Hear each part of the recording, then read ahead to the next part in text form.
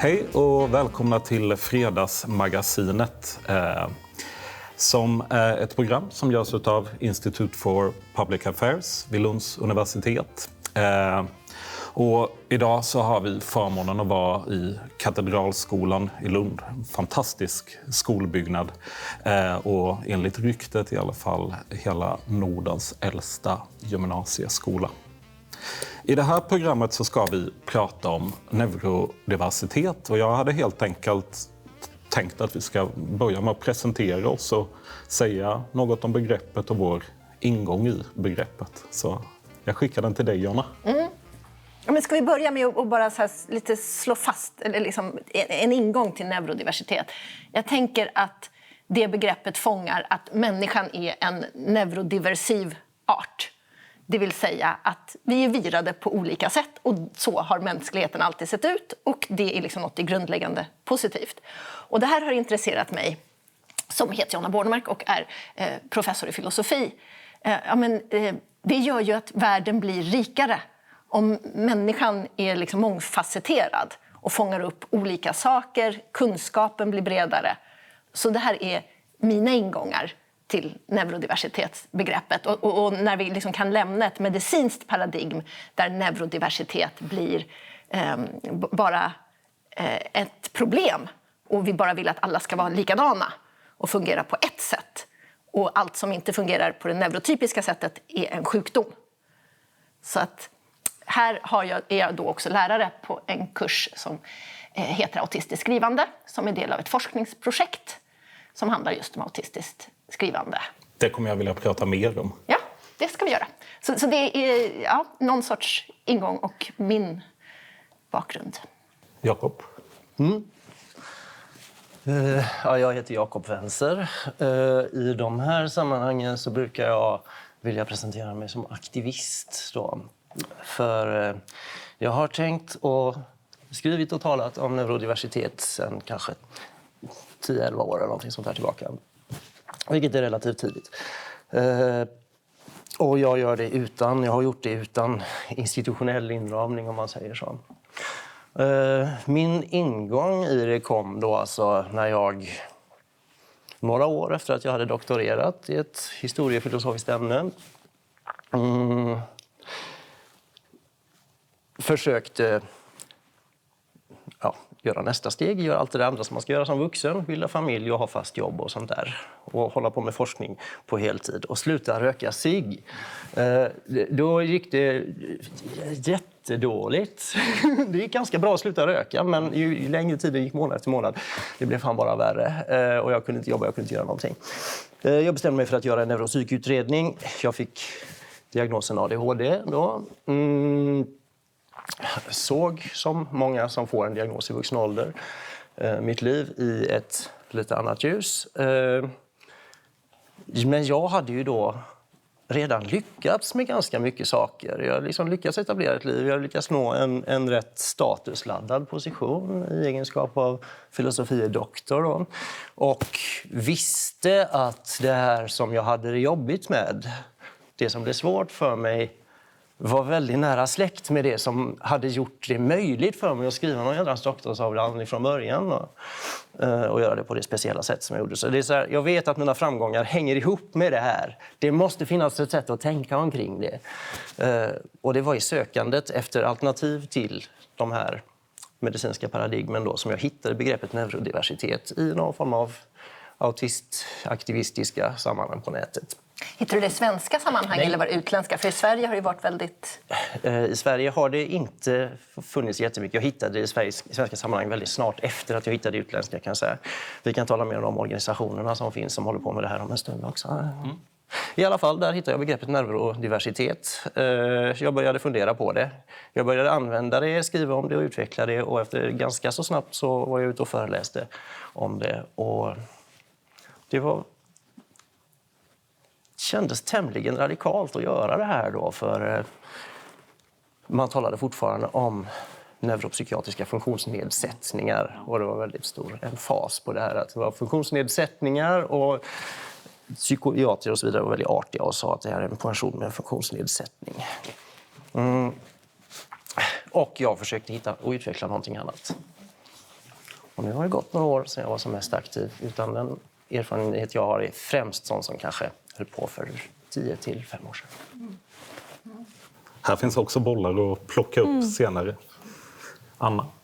Ja, jag jobbar tillsammans med till exempel Jonna på kursen autistiskt skrivande.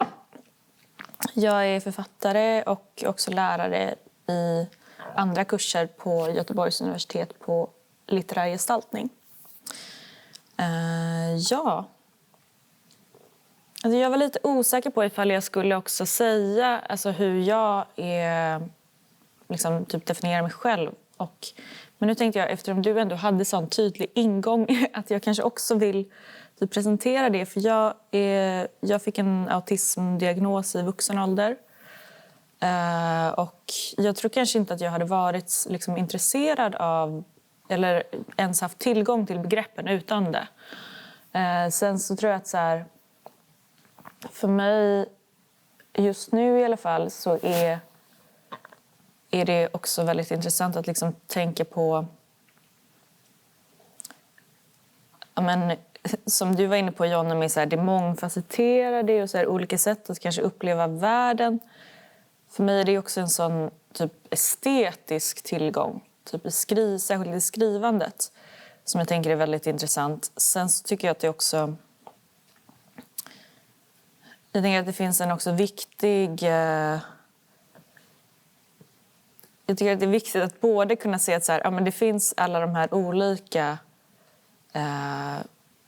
olika sätten att fungera och se alltså, att det finns en bredd bland det, och att det också, ja, men som du var inne på Jakob, att det som så här, är svårt för en är också en stora liksom, typ fördelar. Samtidigt så tänker jag att det också är väldigt viktigt att se så här, ja, men det är också, vi lever i ett samhälle som gör vissa saker svåra. Och där tänker jag att det också är liksom relevant att se att så här, typ, men också men typ, vården är också typ en viktig instans i detta. Så att det går liksom inte att komma ifrån den delen av liksom begreppet heller. Jag tänker ohälsosidan. Ja. Alltså, både så här, alltså, idén om att så här,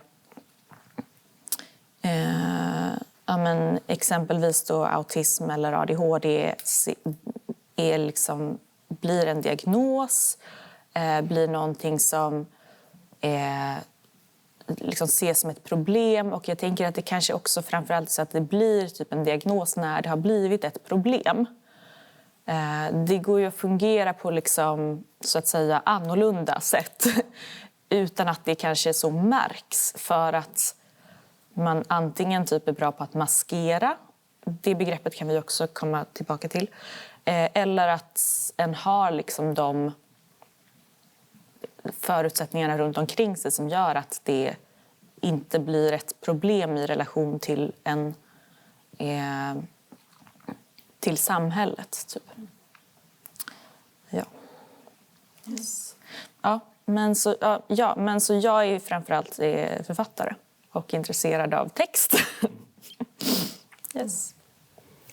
Jag tror, för att jag har nog en liknande ingång. Jag heter Niklas Haltermark och jag är docent i statsvetenskap här i Lund. Och min forskning har handlat om samhällets ideal kring hur en kropp och hjärna ska se ut och fungera. Och framförallt så har jag varit intresserad utav hur makt utövas mot grupper som inte möter de här ganska snäva idealen. Och det är ett resultat av att jag arbetade i många år i gruppbostäder för människor med intellektuella funktionshinder. Så att det har ju varit ett stråk i mitt skrivande och tänkande att jag har utvecklat och varit en del av ett forskarsammanhang som har kritiserat både hur snäva de här idealen kring hur en människa ska vara, hur snäva de är och hur vi har hanterat då människor som inte möter de idealen. Och jag tror att ett viktigt stråk i det där har varit att vi har försökt göra precis det som Anna också säger, att vi har försökt förstå det här som någonting som uppstår i möte med ett samhälle. Det är klart, bygger man ett samhälle som ser ut på ett speciellt sätt, där det är trappor in i alla affärer eller höga trottoarkanter, så kommer det inte vara tillgängligt för människor som tar sig fram i rullstol och så där. Den typen av hinder har vi försökt sätta fingret på. Och där kan man väl kanske säga att jag är inte så superbekant med neurodiversitetsbegreppet, men väldigt nyfiken, för jag ser och hör ju när ni presenterar och pratar om begreppet att det finns kanske en liknande eller en besläktad ambition. Men jag tänker där att det där är så grundläggande. Dels det du säger, Anna, att man får en diagnos och det blir en diagnos och det blir något. Det kommer på kartan när det blir problem. Och det problemet, och det här är en ganska vanlig analys, är att vi har ett samhälle som är organiserat, ordnat för neurotypiker. Och apropå var är trottoarkanterna här. Exakt. Och då människor som inte följer den mallen hamnar på sniskan. Jag tänker, i den här kursen om autistiskt skrivande så finns det ju vittnesmål på vittnesmål om hur autisten hela tiden får bära på diskrepansen mellan neurotypiken och autisten. Vilket gör att på just den här kursen så är det väldigt kloka personer som har kommit de har väldigt stor självinsikt, väldigt stor relation till sig själv och till samhället. Men de har ju hela tiden fått bära den här diskrepansen hela tiden, vilket gör att de är fantastiska på att också sätta ord, eftersom det är skrivande människor, på sig själva och på samhället på en massa olika sätt. Men ohälsan uppstår förstås när man själv hela tiden får bära på att det är dig det är fel på, inte samhället. Och det är ju där det medicinska paradigmet vill göra. Vi har ett samhälle som är gjort för vissa. Och så lägger vi problemet på de där som sticker ut, istället för att tänka att vi ska göra ett samhälle som funkar för fler. Ja. Och det är väl någon sorts grundnerv. Precis. Jag tänkte på, för att utveckla det, jag tänker att det också är så här, den här liksom självinsikten, tänker jag, det är också så här, det är ju inte det är liksom en påtvingad självinsikt. Och jag tänker att den också att man lär sig också liksom formulera sig mycket i termer av typ sina problem, för att det hela tiden är det kanske är som att man behöver till exempel hjälp från vård eller försäkringskassa, och då måste man hela tiden formulera sig själv också i liksom medicinska termer. Som jag tänker också är väldigt relevant för dels hur liksom upplevelsen av sig själv, men också självet i relation till andra. Men det är där som jag tänker att det kommer in också det som vi också liksom började i, och som du pratade om, Jakob, med så här, typ, det som också är typ svårigheterna, det är också det som är styrkorna. Och det gäller också att så här, försöka få göra liksom den här liksom vridningen är möjlig. En jättekort kommentar. Det finns ju förstås ett grundläggande problem. Alltså jag såg precis häromdagen en tjej som skrev i ett internetforum att jag fick ingen diagnos för jag har inte tillräckligt stora problem. Men de sa, du fungerar autistiskt, för det är det autistiska jag kan mest om. Och då tänker man, men du har inte tillräckligt problem. Alltså, det vill säga, det autistiska kan inte fungera bra. Nej. Det autistiska är per definition ett dåligt sätt att fungera på. Och autism är någonting man föds med och ingenting man blir av med. Och det betyder att det är fel på dig, apropå den här påtvingade självinsikten. Och där vill man ju bara slå på systemet och liksom hitta någon sorts upprättelse för människor som bara säger, det är inte dig, det är inte hur du är, det är inte hur du är född, det är inte den du är som är problemet här. Så först så bygger vi ett otillgängligt samhälle anpassat för vissa, en ganska snäv mall av hur man ska fungera. Och sen då för att man ska få liksom stöd och hjälp för att kunna befinna sig i ett sådant samhälle, så om jag tolkar er rätt så tvingas man att tillämpa en så här patologiserande blick på sig själv.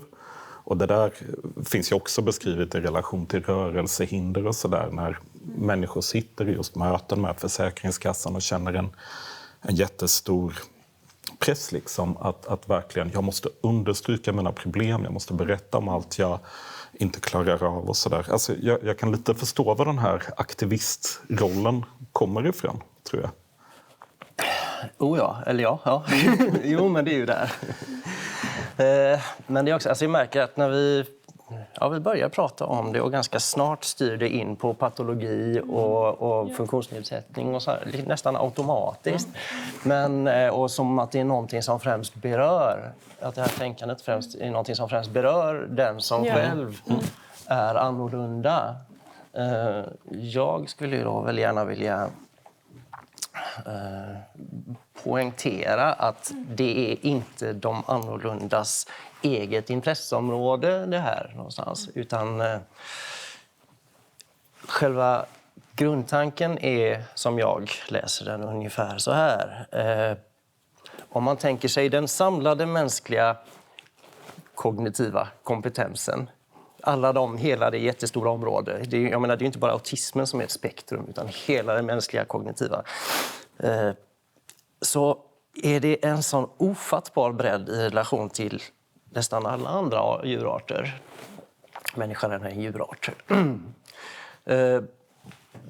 Det finns hjärnor som funkar på så extremt olika sätt. Vissa kommer ihåg saker oerhört väl, andra är improvisatörer.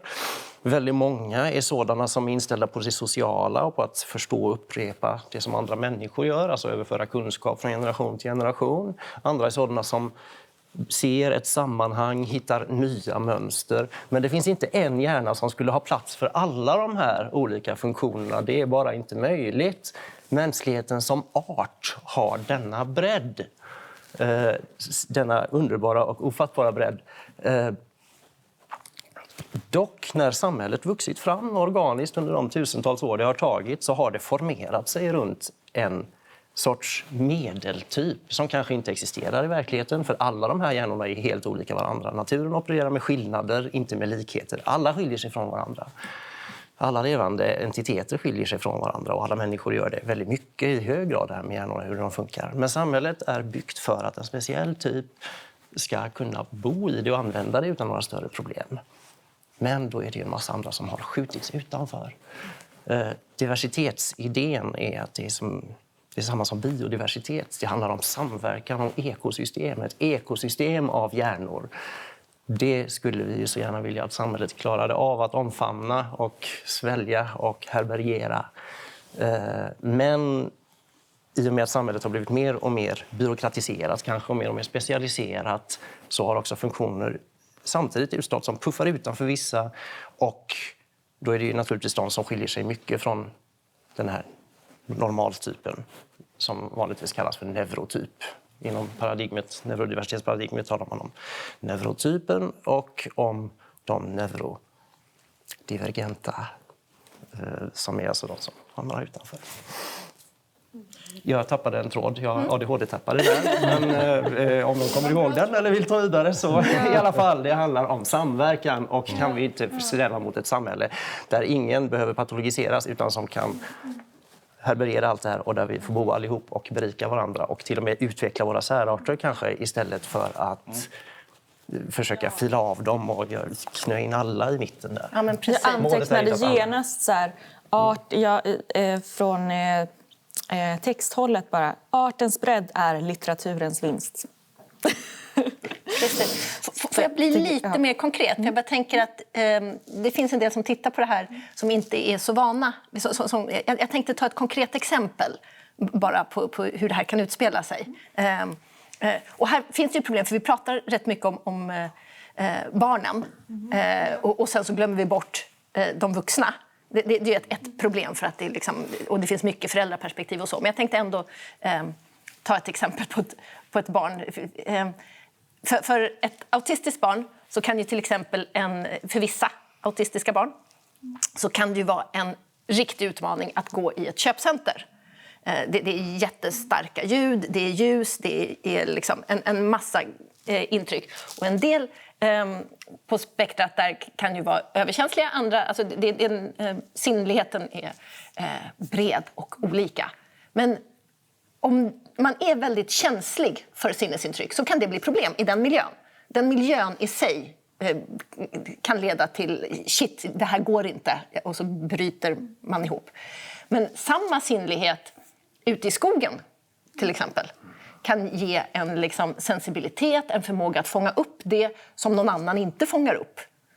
Där finns det, och här så är vi då så tränade på att vi ser problemet och så ska vi försöka göra något med det, men vi ser inte att det är miljön som är problemet. Och vi ser inte vinsten i skogen, till exempel. Och det här är ju ett exempel. Jag bara kände att jag behövde bli lite liksom konkret för att på något sätt... För det handlar ju en hel del om sinnlighet. Ja, jag tror det var det jag var inne på när jag försökte få fram min litteraturpoäng. Att så här, vi jobbar ju båda på samma kurs. Och jag upplever att så här, det blir så... Det är så fruktansvärt, det är fantastiskt att jobba med den kursen för att det också blir så himla spännande texter. Och men jag tänker att det också är som att så här, det finns också... Men jag tänker att mycket också liksom konst kommer ifrån också att det finns liksom sätt att uppleva världen som typ inte kanske liksom alltid överensstämmer med hur det kan liksom typ kommuniceras i ett socialt sammanhang som kanske resulterar i någon typ av konst istället.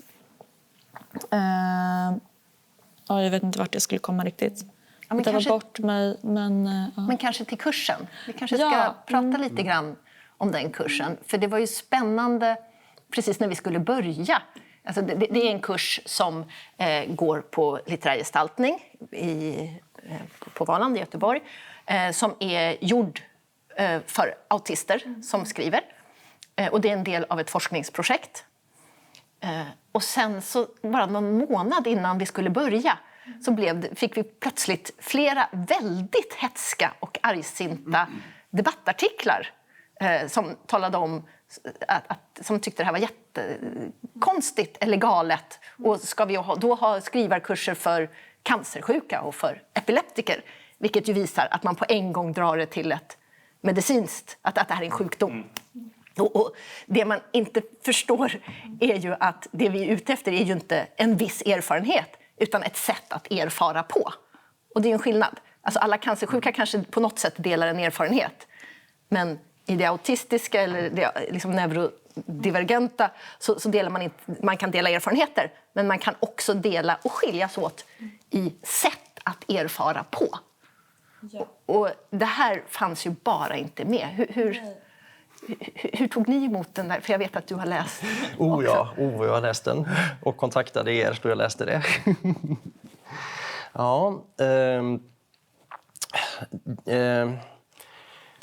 Med förvåning först att reaktionen var så stark mot att efterlysa det specifika autistiska och att de som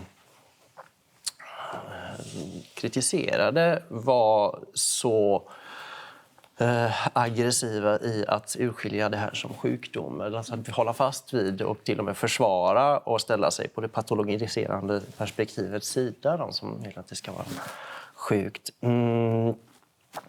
Och det stämde ju någonstans väldigt väl överens med min egen erfarenhet som jag gjorde efter de första åren som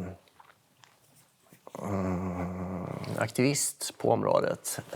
Sen började jag jobba inom psykiatrin och jobbade via organisationsföreningsvärlden. så kom jag in i psykiatriutveckling. När man jobbar inom psykiatrin, så det är verkligen fel ställe om man vill lösa upp normer och sånt där. För normer är allt de har att hålla sig i inom psykiatrin. Och där är det jätteviktigt. Alltså. Det är väldigt viktigt med de här kategorierna av boxarna och det här. De är egentligen checklistor, alla de här neuropsykiatriska checklistor på Symptom. På symptom, ja, precis. Man vet ingenting om vad som finns under egentligen. Men där är de här boxarna jätteviktiga, för det är de som ser till att dels man vet vad som är tillräckligt annorlunda för att faktiskt försätta en person i ett sorts funktionsmässigt utanförskap. Men också för att de personerna ska få likadan behandling på olika ställen. Och så det är ett stort maskineri och många delar som samverkar. Men också så att då försvarar man de här normerna väldigt mycket. Och jag kan säga att jag som måste ändra på allting som jag får i händerna och göra om det och leka med det, jag slutade försöka tänka om och slutade jobba inom psykiatrin också. Och la mina ansträngningar någon annanstans efter ett par års arbete inom psykiatriutveckling. För där står diagnosmanualen DSM och bestämmer hur verkligheten ser ut. Liksom. Och den har sina försvarare överallt, även på kultursidorna och sånt där, som är jättenoga med att det finns rätt och fel, respektive fel sätt att fungera på. Så att du läser den här kritiken mot kursen var ett sätt att liksom försvara en hel världsbild, eller ett helt system. Ja, absolut. Ja. Och jag kan inte se något annat sätt att läsa det på. Nej, alltså jag tänker en av de första sakerna jag gjorde efter att jag då hade jobbat i gruppbostäder och där man sysslar ganska mycket med att disciplinera människor som fungerar utanför normen. Det var att försöka spåra mig tillbaka till var liksom kommer de här kategoriseringarna av människor ifrån. Så jag letade mig tillbaka till psykiatrins ursprung och läste tidig psykiatrisk litteratur från slutet av 1800-talet och början av 1900-talet. Och det som är tydligt då i den litteraturen, det är att från början så finns det ju mest en politisk frågeställning. Jaha, vi har ett problem här. Det är människor som finns i städerna som inte är som de ska för att de möter inte det här idealet om rationalitet, och eftersom jag tittade på intellektuella funktionshinder. Och så formeras liksom den här litteraturen kring det. Så mekanismen här, som jag också såg i den här debatten, det är ju att om vi tänker på det här som mänskligheten som ett spektrum av liksom sätt att erfara världen på, så är det här en mekanism som snävar in det, och så säger det att patologiseringen som sker, det är att säga att det är den här lilla delen av spektret som räknas, och de delarna som ligger utanför, de är inte lika legitima. Ja, jag tänker också att det är så här, att det på något sätt också väldigt mycket handlar om så här, vem som får ha en röst, vem som får höras. Och jag tycker att det är det som typ patologiseringen gör, att den också förklarar att så här, men du är sjuk, därför får du faktiskt inte prata. Och jag tänker att så här, det finns, jag är liksom lite dubbelt, i alla fall just nu så är jag ganska dubbelt inställd till också typ begreppet patologisering, för jag kan ibland tänka att det också finns någonting nödvändigt i det, nästan, för att så här, man kan vara väldigt beroende av vården, och då behövs det att man blir patologiserad för att få den vård, men det borde inte betyda att man inte ska få tala. Men det som jag tyckte blev liksom grejen i debatten var att så här, reducera att det som ses då som sjukt bör också typ inte få tala eller inte få hålla på med skrivande i det här fallet.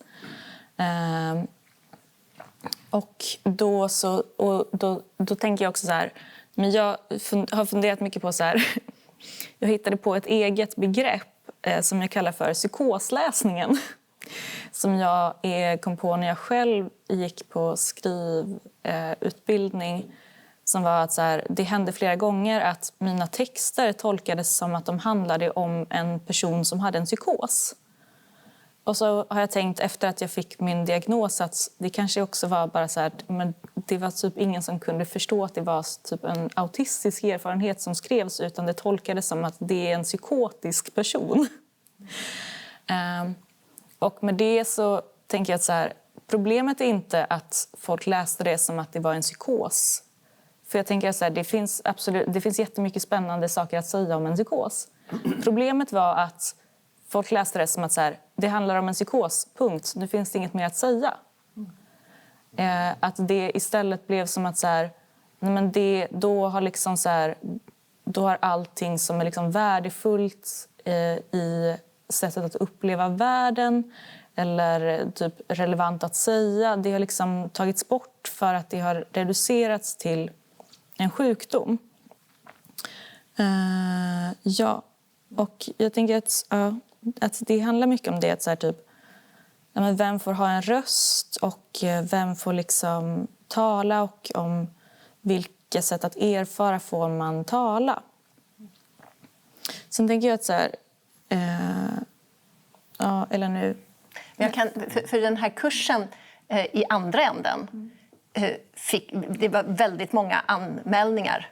Och det har fortsatt att droppa in. Alltså har funnits ett stort intresse från autister för den här kursen. Och det kommer fortfarande in. När kommer det en ny kurs? Alltså det finns ett jättestort sug efter det.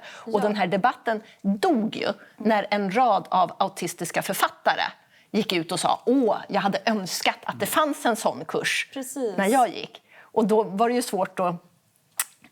Då dog lite liksom, det var svårt att säga att nej, men det ska ni inte vilja. Det finns ju en väldigt stor rädsla hos många människor att tänka på skillnad. Att tänka att det faktiskt finns skillnad inom mänskligheten.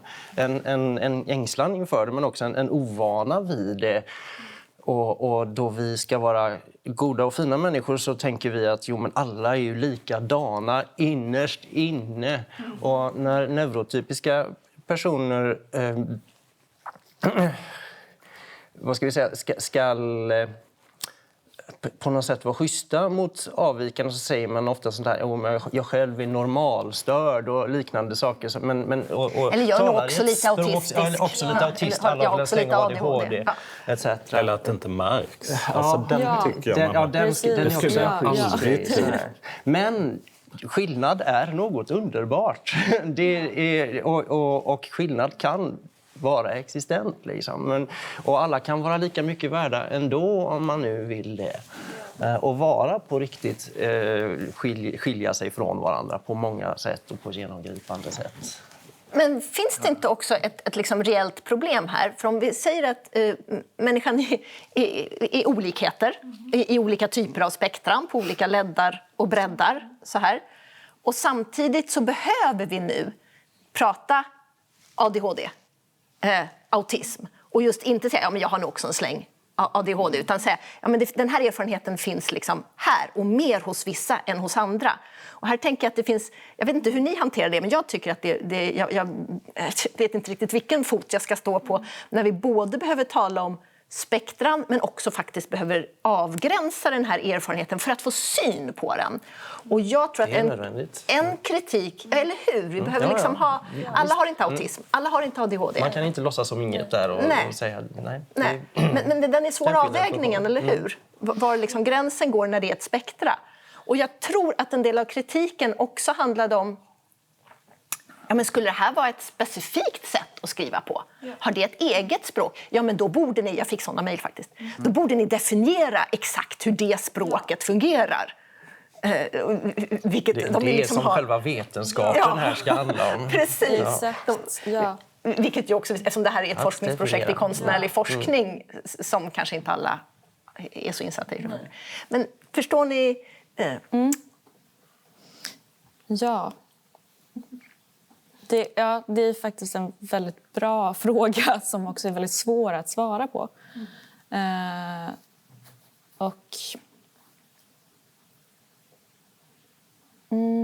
Jag måste kanske tänka lite. Ja, jag har en... Klatschigt att säga.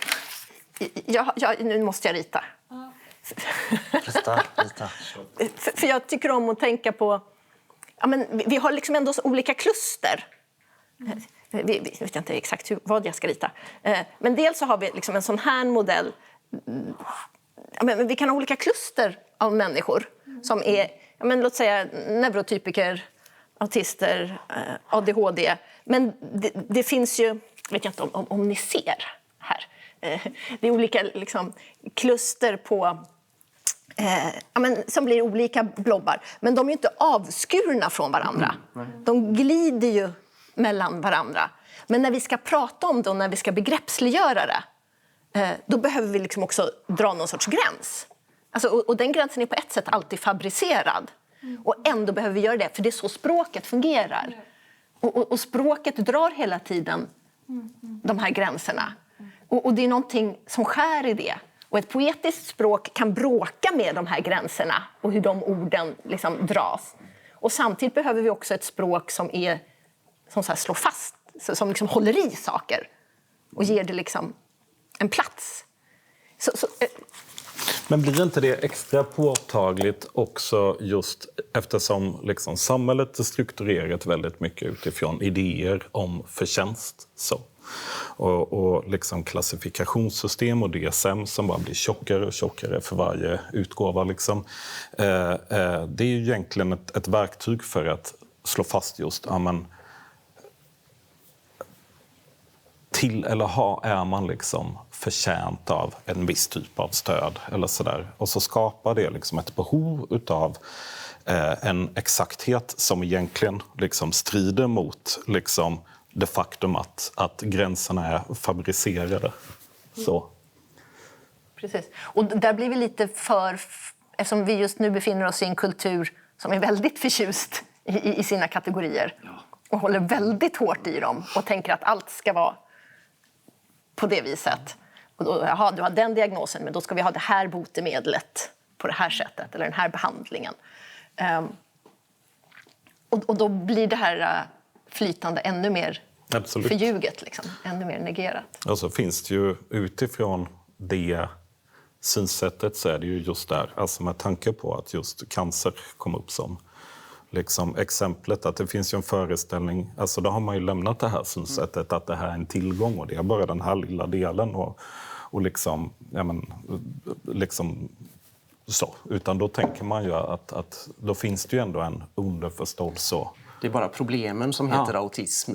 Liksom. Exakt, det finns ju en normaliseringsambition så i det. Och så tänker jag på att där finns det ju också en mekanism som handlar om att de här idealen och hur man ska vara och hur man ska fungera, det är ju ett arbete som även människor som faktiskt passerar som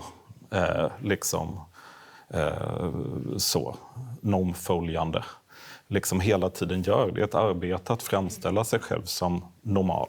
Maskering. Vi skulle tillbaka till det begreppet. Det är ju, tror jag, många av neurotypikerna inte alls medvetna om hur mycket energi det tar.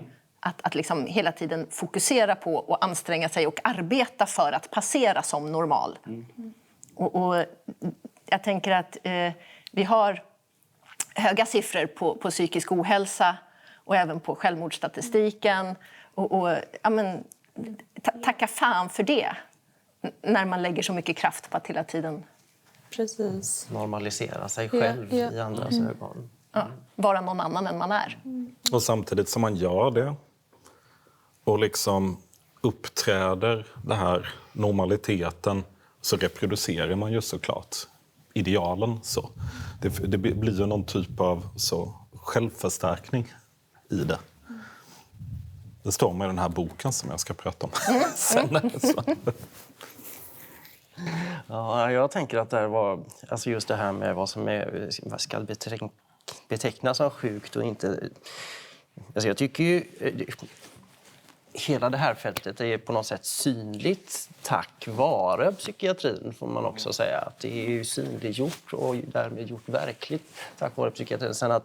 Sen att det går att tolka på andra sätt och man kan säga att man tycker som jag att de har förstått det fel redan från början. De har förstått det som ett fel när man skulle ha förstått det som ett rätt. Men vad den här DSM är ju någonstans en väldigt noggrann förteckning över precis hur annorlunda man måste vara för att vara berättigad till specialinsatser. Och de behövs ju, de specialinsatserna. Jag menar, skiljer man sig så mycket så att man tickar alla boxarna, då gör man det för att man inte funkar i samhället.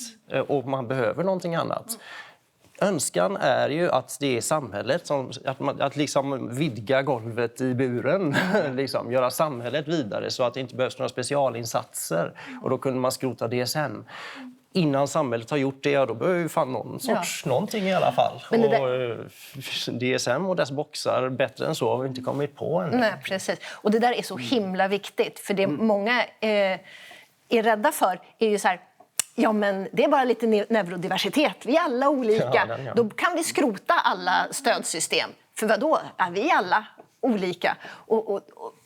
Och tacka då vill man ju hålla jättehårt i sjukdomsbegreppet för att tala om att det här föder verkliga problem.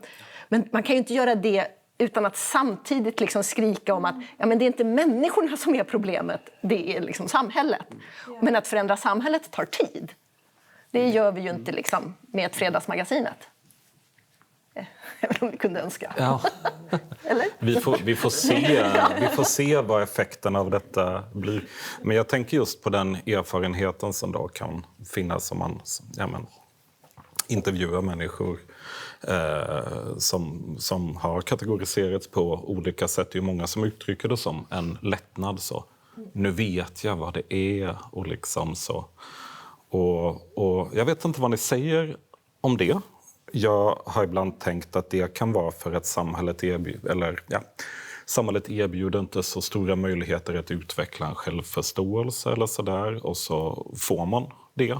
Och liksom kanske också så en ingång till att liksom prata med andra utifrån liksom någon typ av identitetsprocess. Men jag vet inte hur jag liksom ska förhålla mig till det. Vad säger ni?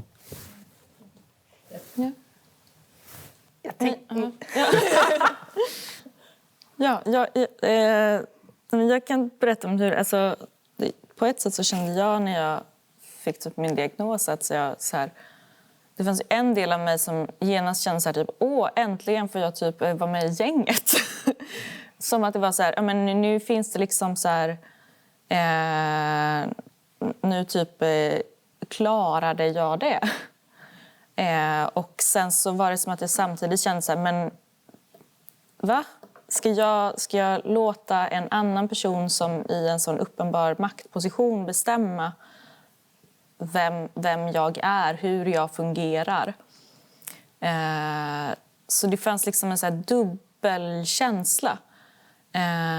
För jag tänker att det också... Ja, men det finns ett så starkt liksom behov att få känna att det finns liksom ett sätt för mig att bli typ begriplig. Och det kanske är att jag kliver in i den här rollen som diagnostiserad och till viss del i alla fall patologiserad person. Det kanske är det som typ krävs för att jag ska bli begriplig både för mig själv och för andra. Så på det sättet så är det som en så här lättnad, och det vet jag så här, flera också har uttryckt att så här, det kändes som en lättnad att få veta att så här, nej, men det är typ det här som är felet på mig. Samtidigt så kan jag också tänka att så här, men det är också en väldigt liksom förenklad bild, eller det är också... Jag tänker att det är absolut, det är liksom det är en del av känslan, och den tänker jag är väldigt, väldigt värdefull och intressant, men det är också intressant att liksom typ analysera det typ begäret som finns efter att typ veta vad som är fel på en. Så jag tänker också att det finns en väldigt dubbelhet i detta. Ja. Och här kan vi också se att många personer när de får en diagnos kan också hitta kollektiv. Alltså, kan hitta, det upplever jag mycket på den här kursen, där det inte bara är autister utan skrivande autister. Och att alltså, den igenkänningen, och jag är inte ensam i världen med det här, och det är inte bara jag som tar de här fighterna. Och det tänker jag är en sån himla viktig del också av den här kursen. Att också, för jag har tänkt att så här, när vi har haft textsamtal så är det också som att väldigt mycket har handlat om att känna igen sig i andras texter.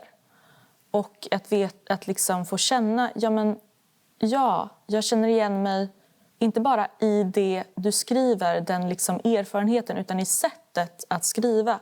Sättet att liksom, typ använda språket, leka med språket. Det betyder inte att man leker på samma sätt, men att det finns liksom ett sätt att förhålla sig till språk som är väldigt, på ett sätt kanske typ friare än ett neurotypiskt sätt. Och som förhåller sig till språket. Ja, jag tänker att, och det här blir ju kategori, för neurotypiker skriver inte på ett sätt. Nej. Eller hur? Så varför skulle autister skriva på ett sätt? Ja. Men och jag tänker att det är det som också var en del av så här, typ, debatten. Att man ville säga så här, men vad är det autistiska språket? Det är ju inte så att vi vet inte vad som är det autistiska språket, och sen så är det som att så här, det finns ju liksom lika många autistiska språk som det finns autistiska skrivande personer eller talande personer eller personer som på något sätt använder språket. Jag tänker ju att det finns autistiskare språk och oautistiskare språk. Vare sig de som skriver det är autistiska eller inte. För någonstans, det finns ju nedskrivet vad det autistiska är. Ja. Det är ju bara att kolla på det och se vilket som upprepande av kategorier, nedtonande av det sociala, sökande av andra typer av mönster och genererande av andra typer av mönster. Så jag tänker mig att jag som ganska oautistisk skulle nog kunna skriva rätt så autistiskt om jag bara ville. Och ni skulle nog kunna skriva ADHD om ni ville också. Om ni skulle få något intresse av det. Jag skriver jätte-ADHD. Har du befriat det mer eller tillåtit dig att göra det mer när du fick en diagnos? Ja. Nej, men, det var ju jätteviktigt att få en diagnos, och det öppnade för en massa tankar. Och det var ju inte själva det att äntligen får jag vara sjuk eller någonting sånt där som var grejen. Men som sagt, jag kom in i det med en övertygelse om att jag var som jag skulle. Liksom. Det här ska vara så. Fast det får inte plats i samhället riktigt. Alla har inte det privilegiet. Men någonstans där var det också att det blir tydligt att när man läser om, eller då i alla fall läste om så här, ADHD-personer har ofta svårt att koncentrera sig, men å andra sidan så är de ganska kreativa, så är de liksom sånt där då, att man är kreativ typ istället för att kunna koncentrera sig. Det som inte finns där är ju just det att det egentligen är samma sak. Det är samma sak att vara kreativ och att inte kunna sitta länge på ett möte. För man måste, sättet att kognitivt hantera verkligheten är att göra någonting med den och söka förändring och söka det som rör sig och vibrerar. Liksom. Och reagera på det oväntade och så. Det är ADHD. Det är samma sak, och jag skulle säga att även autismen handlar om ett kognitivt sätt att hantera verkligheten. Precis. Som får konstruktiv utkomst eller inte, beroende på hur verkligheten ser ut, vilket rum man sitter i och vilka personer som är där och vad de fattar om en och vad som finns att göra där. Liksom. Jag måste få ta ett annat exempel som snubblar på det. Ett barn i min närhet med en autismdiagnos, där det stod i någon sån här elevhälsoplan att det här barnet behöver träna sig på att hitta en inre motivation och självständighet. Det är bara det att det här barnet har så mycket inre motivation och självständighet för att göra sina grejer. Men de ville ju att barnet skulle hitta inre motivation och självständighet för att göra det läraren sa. Inte det helt fantastiskt? Hur de just det som barnet är bra på tog de på ett sätt ifrån barnet och sa, det här kan du inte. För att du gör inte det. Och så ser de inte sin egen, för att du ska vara självständig och hitta en inre motivation och göra det jag säger åt dig. Exakt. Det står ju läroplan. Alltså. Men det är det som är den neurotypiska ihopskruvadheten också, så det är inte konstigt att det är just det. Men för den är någonstans inriktad, kognitivt inriktad på att på den information den får av andra människor. Och att hantera den och reproducera den och föra den vidare. Autisten är inte alls sån. Inte ADHD-personen heller, men den vanliga samhällsmedborgaren kan ofta sitta på ett möte, höra vad de andra säger, behandla det och sen berätta det för några som sitter utanför. Inte alltid. Nej, men som sagt, ingen är ju den där normen. Men det jag tänker, vi är olika allihop. Jag tänker ju också apropå det här att liksom, det vi på akademiska kallar för performativiteten, att sträva efter ett ouppnåeligt ideal av att kunna sitta på mötet, återberätta det efter och så inse under en pandemi när det är Zoom-möten att det är jättebra att kunna stänga av kameran så att jag kan somna. Liksom. För att jag kan inte liksom så.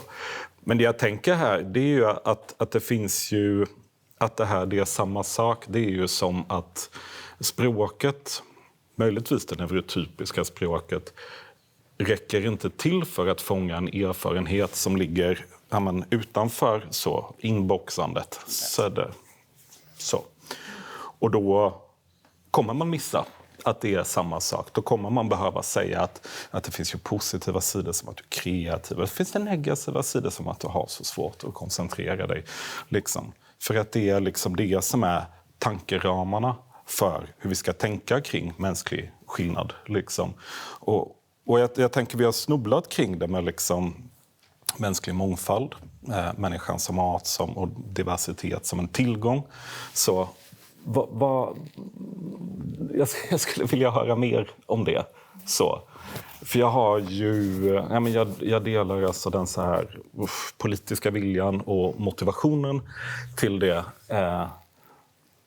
Men hur tror ni man kan arbeta för att liksom vi ska ta samhället närmare något sånt? Jag har en första ingång som är att lite grann släppa det här enorma kontrollbehovet som vi har blivit så bra på. Att vi ska äga och ha liksom hela världen i sina kategorier. Ha full kontroll. Jag tänker att en poäng med den där diversiteten i grunden, och nu är det filosofen i mig som liksom talar, är att världen är alltid större. Människor är framför individer, vi är små, kulturer är små. Alltså världen är så stor. Och det här var du inne på innan. Men är vi olika så kan vi fånga upp så mycket mer av det. Och sanningen är ju den att vi faktiskt alltid redan har gjort det. För vår kultur skulle inte se ut som den gör med konstnärer, med liksom olika typer av uppfinningar längs med vägen om alla hade varit likadana.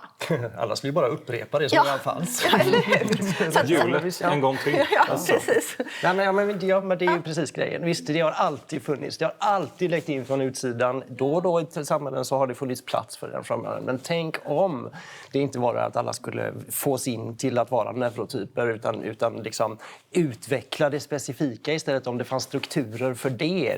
Det är som att om man studerar idéhistorien eller liksom teknisk historia eller vad som helst, så liksom vid varje kvantsprång som har gjorts så står det annorlunda individer. Liksom. Om det är Niels Bohr eller Einstein eller Lionel Messi eller vad fan. Där finns någon som fungerar på ett Wittgenstein och fan. Som fungerar på ett annat sätt. Och det är inte det att de är genier eller någonting. Det här är ingen genigrej överhuvudtaget. Utan det är att det är någonting som funkar lite annorlunda och som ges en struktur att utveckla. Och då så bara sker de där... Liksom. Ja. Men för att komma dit då, för jag tänkte att det låg under din fråga, så skulle vi ju kanske behöva en skola som har tillräckligt som har en grundläggande kunskapssyn, som ser det här just som en rikedom och som inte ska producera. Alltså, jag tänker att redan där finns ju väldigt mycket. Och sen ett arbetsliv som ju faktiskt ändå börjar bli bättre, eller hur? Börjar vakna lite på de här punkterna. Men jag tänker att ett kulturliv där vi gör en antologi om autistiskt skrivande och där vi kan visa, titta vad kul man kan ha, titta, världen är så här rik. Och de här fantastiska texterna uppkommer när vi har den här ingången till språket. Man kan jobba nästan var som helst utom inom psykiatrin, tänker jag. Psykiatrin kanske kommer sist. Ja, men de är ju tvungna. Alltså, det finns jättemånga intelligenta och kloka och smarta psykologer och psykiater och personer som arbetar inom sociala fältet eller vårdfältet. Eller så här. Men de blir inte så smarta av själva psykologin eller psykiatrin eller medicinen, utan av den erfarenhet de gör möjligtvis som svär mot det som står i DSM eller vad det nu kan vara. Så. Precis. Det skulle jag säga. Ja, jag tycker jag är ju statsvetare, va? Jag är ju intresserad av aktivism och politisk förändring och sådär. Och jag har liksom... Jag har tänkt liksom mycket, jag har ju tänkt mycket på funkisrörelsens historia, som jag också har tagit spjärn mot en idé om patologisering och sådär, och som har liksom arbetat med ganska kreativa typer utav aktivism och sådär. Men ett stråk som den rörelsen och alltså de här två liksom rörelserna överlappar ju, är ju liksom sammanvävda och lite olika i olika kontexter och sådär. Men är ju just att liksom lyfta fram så rikedomen och att detta är en tillgång. Och jag är med på det, men jag har också tänkt så här, men kan det finnas en fara i det, i att man tillskriver ett värde till vissa typer av skillnader bara i kraft utav att de kan bidra till uppfinningar? Förstår ni? Man lägger det på individerna så blir det ett problem. Så länge det är så här, du som är autist ska ju vara jävligt bra på att räkna. Är du inte det? Så då har du blivit en dålig autist. Det är den här superhjälte... Ja, för det är inte superkrafter. Nej, trots vad man vissa gärna talar om. Och där är ju en tydlig sån här funktion. Exakt, det ska vara antingen det eller det. Och för att om du liksom är annorlunda så behöver du också kunna vara den här superhjälten för att liksom få den här rösten. Så. Men det är också därför det är viktigt med bredd. Att det är samhället som helhet som vinner på att inkludera människorna som helhet för att få med så mycket skillnad och korsbefruktande som möjligt. Skillnad gör arten starkare. Så det handlar inte om att liksom titta vad inspirerande med en person som vi har försett med en bokstavskombination och nu gör något fantastiskt, utan det handlar om att liksom... Rain Man. Precis, vi som kollektiv, vi som mänsklighet. Ja. Och saken är den också att, alltså, om vi pratar normer till exempel, så är det ju så att det är ganska många människor som lider av att normerna blir snäva och låser fast oss. Och så här ska man göra och så här lever man sitt liv. Det är ju inte bara autister och ADHD-personer som lider av de normerna. Så att det är ju på så sätt också ett öppnande som alla tjänar på. Ja. Och vi kan vara liksom, mer som vi är liksom, allihopa. Alltså vi vinner på det allihopa. Ja. Och då, vad skulle du säga? Jag var på väg mot böckerna här. Du var på väg mot böckerna. Men vi kan ta böckerna. Vi brukar ju alltid avsluta de här programmen med att ge ett boktips var ju. Eftersom du var så sugen, Jonna, vill du börja? Ja, men mitt boktips, jag vet inte vad ni tycker om det, men mitt boktips är faktiskt för neurotypiken som är nyfiken på den autistiska erfarenheten. Och inte autistiskt skrivande så mycket. Men hur kan liksom världen ändå te sig för en person som växer upp till? Och då är det Iris Johanssons En annorlunda barndom som är mitt tips. För jag tycker att hon skriver fram väldigt fint och väldigt levande den här erfarenheten. Och när jag läste den, och det gjorde jag ganska tidigt när jag började liksom försöka ta mig in på det här området, så fick jag så många... Men det öppnade världen för mig på en massa sätt. Så jag tycker att det är en väldigt fin bok som jag också gav till andra som är liksom i anhörigläget på något sätt. Så den är inte politisk på det viset. Den är liksom, men det tipset går till neurotypikern som vill förstå världen lite mer. Anna? Ja, jag har då inte heller fått med mig min bok. Men jag tänkte tipsa om en bok som den är på engelska, den heter A Room Called Earth och är skriven av den australiensiska författaren Madeleine Ryan som också är en neurodivergent person, och den handlar om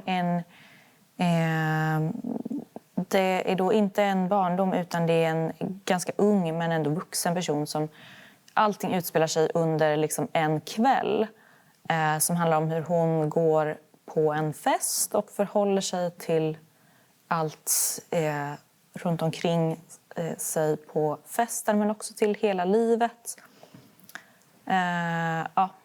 Den är, jag tycker väldigt mycket om den. Också både i liksom, de erfarenheter som den beskriver, men också kanske framför allt i hur den beskriver det. Hur den använder sig av språket i texten och beskriver liksom, men just hur... Den handlar ganska mycket om också att förhålla sig till språk, som jag tycker är väldigt fint. Yes. Jag har tagit med en relativt nyutkommen bok som jag lånat på biblioteket. Så den var precis i hjärnan. Neuroqueer Heresies heter den, av Nick Walker. Och den är jag menar det, speciellt med den väldigt långa undertiteln så tänker man att det är något superakademiskt, men det är egentligen inte något superakademiskt, utan det är en skribent som varit verksam på fältet under ett antal år som skriver en genomgång av de vanligaste och viktigaste begreppen på ett förbluffande tillgängligt sätt. Och queer i det här fallet betyder då inte så mycket neuroqueer, det betyder inte så mycket sexuellt queer, utan det handlar mer om att förhålla sig annorlunda till det normativa. Så den är skriven utifrån en avvikares perspektiv, men på ett tydligt och enkelt sätt. Så det kanske är den som har gått upp på tröskeln redan som ska läsa den här och vill ta ett steg till. Läs först Iris Johansson. Ja, först Iris Johansson. Min bok Crip Theory, Cultural Science of Queerness and Disability, Robert McRuer. Så här ser den ut. Också här, queer i titeln, med på ungefär samma innebörd. Det är en text, och den här är ganska akademisk, men som försöker förklara hur det här reproducerandet av föreställningen om det normala går till. Det argumentet är då att det finns en uppsättning ideal, men de här idealen är egentligen hela tiden liksom ouppnåeliga. Full funktionsförmåga till exempel, för att prata funkisspråk. Det går inte att uppnå, och därför måste vi hela tiden arbeta för att lyckas klara av detta. Och på det sättet så reproducerar vi de här normerna samtidigt som vi å andra sidan så patologiserar och etiketterar och historiskt sett har betett oss väldigt, väldigt illa mot dem som inte klarar av eller inte gör det av ett eller annat skäl. Fint. Och med det så får vi ju avsluta det här samtalet som jag tycker var fantastiskt. Och vi har ju ett boktips till som inte har kommit ut än då. Under 2023, 2024 eller så kommer det ju ett par antologier kring autistiskt skrivande och med autistiskt skrivande. Så att jag tänker att det här samtalet tycker jag har varit jättespännande, och vi står precis i början av det här, eller hur? Och framtiden, alltså jag blir så här glad att det finns så här, verkligen är större, vi kommer se nytt, det finns så mycket att undersöka, och livet är kul i det. Ja. Naivt nog. Så är det. Tack så jättemycket för att ni tittade på Fredagsmagasinet.